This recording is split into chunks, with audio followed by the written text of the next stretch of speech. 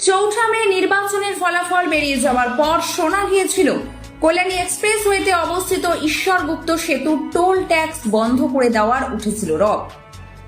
সেটি বেআইনিভাবে চলার অভিযোগও তুলেছিলেন অনেকেই। তবে আজ আমরা তুলে ধরব সেই সেতুর আসল রহস্য। জেনে নেব যে বাস্তবে সেটি আইনি নাকি বেআইনি। তার মানে সেই টোল বন্ধ হয়ে যাওয়া কিংবা বেআইনিভাবে চলার কথা সম্পূর্ণরূপেই গুজব ছিল। তবে এখানে ঈশ্বরগুপ্ত সেতুর দুই মাথায় চলা অবৈধ তোলাবাজি নিয়ে কতটুকু সরব হবে এই নতুন প্রশাসনিক ব্যবস্থা, সেটি দেখার বিষয়।